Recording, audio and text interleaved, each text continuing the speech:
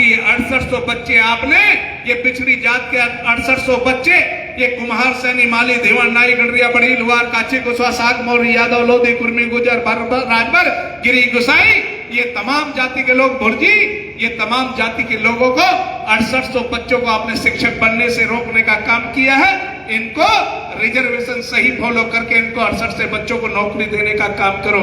उसे उत्तर प्रदेश सरकार ने, आदरणीय देश के यशस्वी मुख्यमंत्री श्री आदित्यनाथ योगी जी ने, प्रदेश के यशस्वी मुख्यमंत्री आदरणीय योगी जी ने और प्रदेश के यशस्वी उप मुख्यमंत्री श्री केशव प्रसाद मौर्य जी ने इसका संज्ञान लिया और उन 6800 बच्चों को अब शिक्षक का नियुक्ति पत्र वितरण होने का काम हो गया।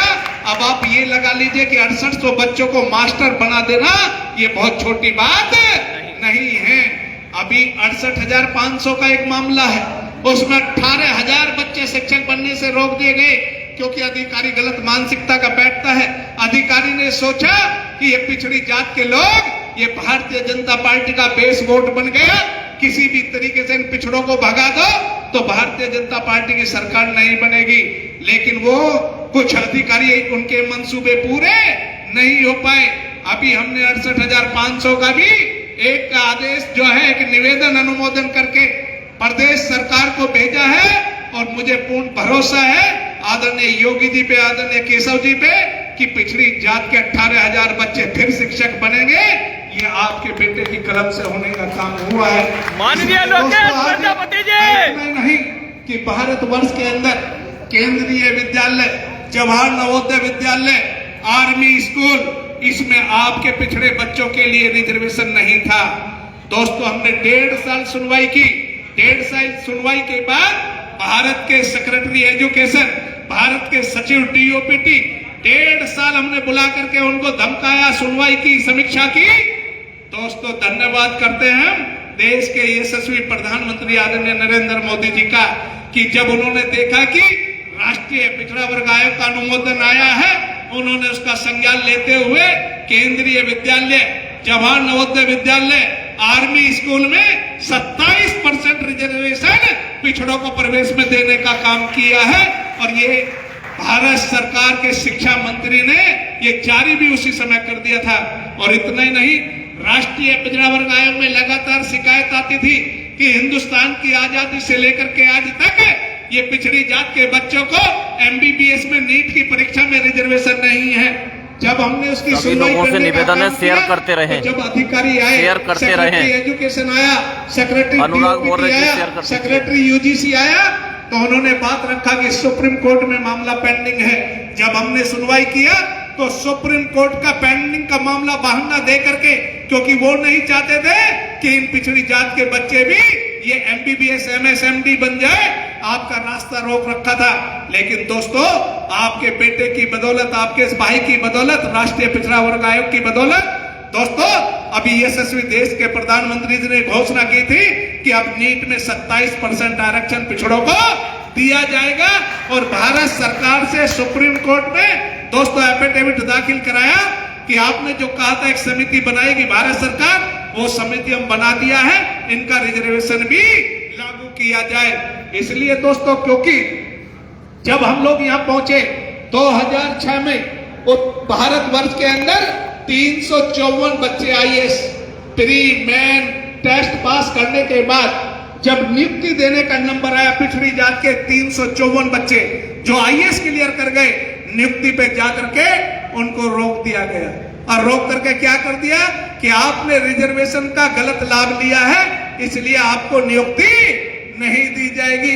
अब एक बार तो जिसके बच्चे ने आईएएस कर लिया हो और उसको जब नियुक्ति देने का नंबर आ रहा हो तब रोक दिया हो, तो क्या बचेगा? वे बच्चे जहर की पुड़िया लेकर के, पेट्रोल की कट्टी लेकर के आयोग में आना शुरुआत हो गई कि साहब आईएएस से बड़ी कोई डिग्री हो तो हमें बता दो, हमने क्लियर कर दिया, हमें ज्वाइनिंग नहीं मिल रही।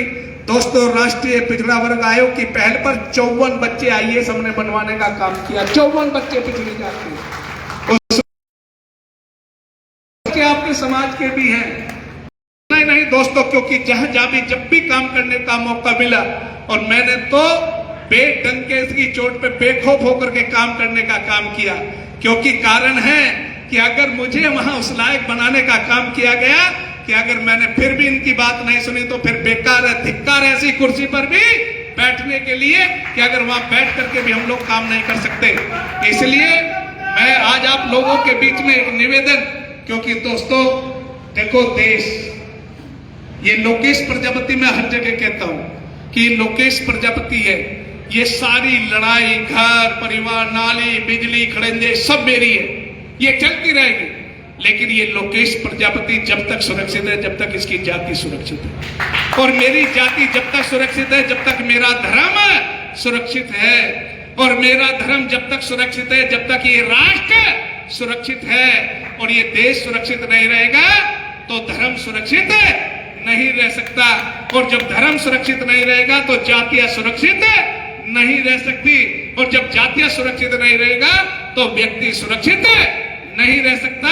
इसलिए राष्ट्र को सुरक्षित रखने के लिए आज दोस्तों भारतीय जनता पार्टी ने, क्योंकि जो लोग कहते हैं कि भारतीय जनता पार्टी, मैं कहना चाहता हूं कि भारतीय जनता पार्टी ने हिंदुस्तान में 2 प्रधानमंत्री दिए हैं। भारतीय जनता पार्टी ने हिंदुस्तान में 2 प्रधानमंत्री दिए हैं, एक श्री अटल बिहारी वाजपेयी और दूसरे श्री नरेंद्र मोदी। और नरेंद्र मोदी किस वर्ग से हैं? ये किस वर्ग से हैं? ये पिछड़ी जात से हैं। इसका प्रमाण मैं खड़ा हूं, भूल किसी के बहकावे में मत आ जाना। नरेंद्र मोदी जी की जाति पिछड़ी जाति है, पिछड़े वर्ग से आते हैं। तो कितना रिजर्वेशन दे दिया हमें राजनीति में भारतीय जनता पार्टी ने? 50%। 2 प्रधानमंत्री बनाए ना, 2 में से एक अपर कास्ट और दूसरा पिछड़ा। और आज इसीलिए देखो उत्तर प्रदेश सरकार में अगर मुख्यमंत्री ठाकुर बनने का नंबर आता है श्री आदित्यनाथ योगी का, तो उप मुख्यमंत्री पिछड़े वर्ग से संबंधित रखने वाले श्री केशव प्रसाद मौर्य का दूसरे नंबर पे नंबर आता है। तीसरे पे ब्राह्मण समाज से श्री ब्रजेश पाठक को शपथ दिलाने का काम किया जाता है। चौथे नंबर पे श्रीमती बेबी रानी मौर्य जो जाटव समाज में पैदा हुई है, उनको भी शपथ दिलाने का काम किया जाता है। दोस्तों जाट समाज में जन्मे आपके जिले के रहने वाले श्री भूपेंद्र चौधरी जी को कैबिनेट में शपथ दिलाने का काम किया जाता है। वहीं कुम्हार के बेटे धर्मवीर प्रजापति को भी शपथ दिलाने का काम किया जाता है कि राजभर का बेटा जिनको कहीं कोई नंबर नहीं आता था, अनिल राजभर को भी उत्तर प्रदेश सरकार में दोस्तों मंत्री की शपथ दिलाने का काम किया जाता है। कश्यप मल्ला बिन समाज से ताल्लुक रखने वाले श्री नरेंद्र कश्यप जी को भी उत्तर प्रदेश सरकार में मंत्री बनाने का काम किया जाता है। ऐसे तमाम जाति के लोगों को उत्तर प्रदेश सरकार में उसमें कोई जाति नहीं छोड़ी जिसको प्रतिनिधित्व देने का काम ना किया गया हो। इसलिए दोस्तों आज आप लोगों से मेरा एक निवेदन है, प्रार्थना है कि हम सब लोग मिलकर के जिस तरीके से हम लोगों ने 2019 में 2022 में कमल खिलाने का काम किया, 2019 में कमल खिलाने का काम किया है, हम 2024 में भी कमल खिलाने का काम करेंगे। लेकिन मेरा एक निवेदन भी है, अभी स्थानीय निकाय के चुनाव आ रहे हैं, अभी नगर पंचायत नगर पालिका नगर निगम के चुनाव आ रहे हैं। फिर कह रहा हूं अभी से तैयारी कर लो, अभी अपना वार्ड ढूंढ लो, नगर पंचायत ढूंढ लो, तैयारी करोगे ओपी गोला लोकेश प्रजापति आपके लिए लड़ाई लड़ेंगे, मिलकर के लड़ाई लड़ेंगे, महेंद्र को भी साथ लेकर के हम लड़ाई लड़ेंगे। इसलिए आप क्योंकि देखो भाई हम उनसे कहेंगे कि जब 100% हम दे रहे हैं तो कम से कम उसका 20% तो हमें लौटा ही दो, 20% तो लौटा ही दो, इतना तो बनता भी है। और ये भारतीय जनता पार्टी देने का भी काम करेगी। इसलिए जो आपने अपनी चिंता व्यक्त की है, अभी इंतजार करो, अभी खुशखबरी बहुत और आने वाली आगे आगे। इनमें से पता नहीं कौन किसका लक कहाँ है, पता नहीं कौन कहाँ क्या बनने जा रहा है। हो सकता है इस मंच पे बैठे हुए महेंद्र प्रजापति भी एक ना एक दिन आपको राजमंत्री के रूप में दिखाई दे। हो सकता है इस मंच के सामने बैठे हुए भाई राजपाल प्रजापति भी कहीं ना कहीं आपको दिखाई देंगे। कि हम सब लोग इसी तरीके से मिल करके चुन करके आपस में कहीं भी, लेकिन एक चीज आपसे निवेदन करना चाहता हूं कि कोई भी कभी कोई घटना घटित होती है कहीं, एक काम कर लो भाई, से आईटी पे चलाना बंद कर दो। सबके पास मोबाइल है, फोन है।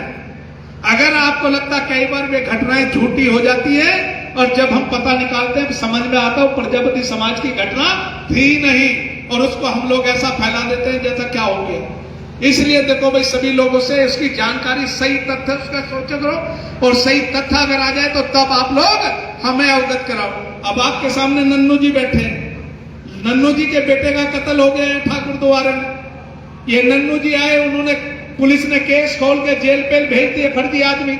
इन्होंने आकर के मुझसे कहा कि ये मैं इससे संतुष्ट नहीं हूं, और जब संतुष्ट नहीं थे कि अधिकारियों को मैंने, अर्जुन कहाँ है, अर्जुन कहाँ गए, अर्जुन सारी पैरोकारी कोर्ट में कर रहे थे। इन्होंने मुझे बताया कि ऐसे ऐसे, तो मैंने कहा क्या चाहते हो कि इसकी सीबीसीआईडी करा दो। मैंने सीबीसीआईडी करा दी, और सीबीसीआईडी कराई तो आज सीबीसीआईडी एक एक परत खोलती जा रही है, एक एक परत खोलती जा रही है। तो इसलिए जहां भी जब संज्ञान में मामला आता है, तो जैसे मैनपुरी की घटना हुई थी, लोगों को नहीं पता, मैं 51,000 रुपए तो नगद दे के आया था।